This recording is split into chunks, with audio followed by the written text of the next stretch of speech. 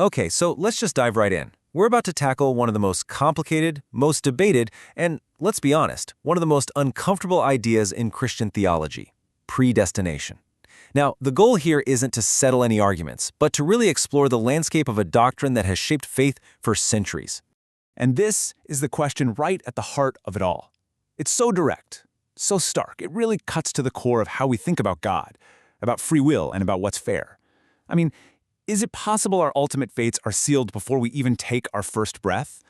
It's a heavy question, and it's one that people have been wrestling with for a very, very long time. You know, what's so striking about this quote is who it's from. This isn't a critic. This is John Calvin, the guy most famously connected to predestination. He himself calls it a baffling question. He gets why it seems so inconsistent. So if you're already feeling a little lost or confused by this whole idea, you're in good company. Even the main architect of the doctrine understood the struggle. All right, so to help us get our heads around this, here's our game plan. We'll start by defining what predestination even is. Then, we'll look at three main views on salvation. From there, we'll dig into a really tough biblical example, the story of Pharaoh. After that, we'll see how some modern theologians are rethinking this whole thing. And finally, we'll touch on how people actually live with this profound mystery. Okay, first things first. Before we can really get into the arguments for and against, we need a solid definition. What are we actually talking about when we use the word predestination? Let's get to the foundation. So according to Calvin, this isn't just God looking into the future and seeing what will happen. It's an active, eternal, unchangeable plan for every single person. He says, all are not created in equal condition. Rather, eternal life is foreordained for some, eternal damnation for others. Whoa!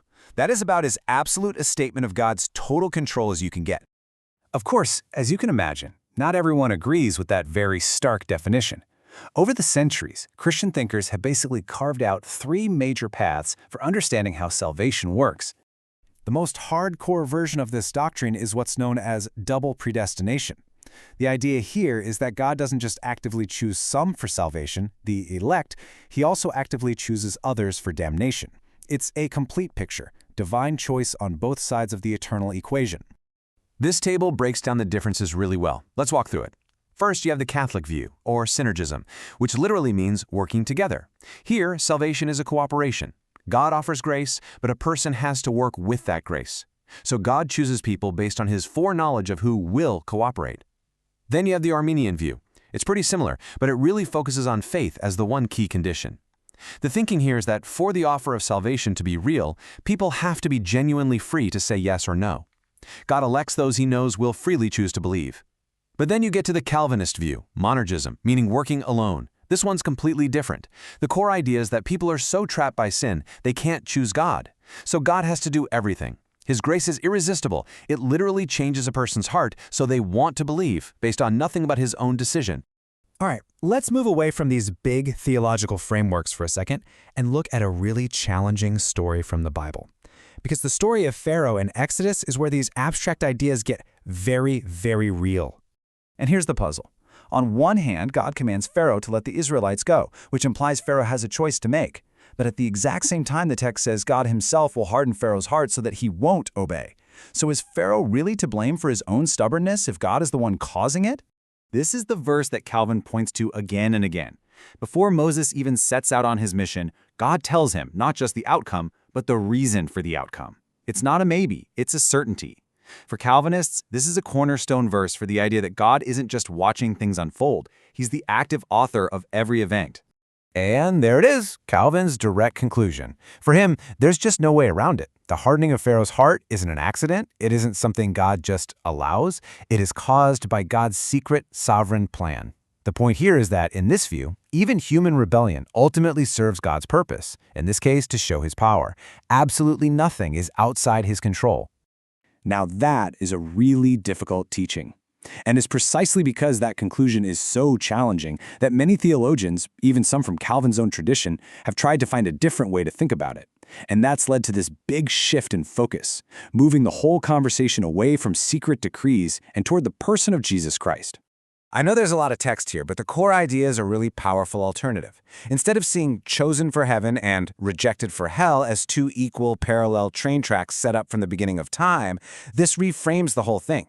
It suggests that God's main desire is always grace and salvation, and that any judgment he carries out ultimately serves that bigger redemptive goal that we see in Jesus. Yeah, the Reformed theologian James Dane put it just like this. His whole point is that any doctrine, no matter how logical it seems, fails a critical test if you can't preach it as gospel, as actual good news.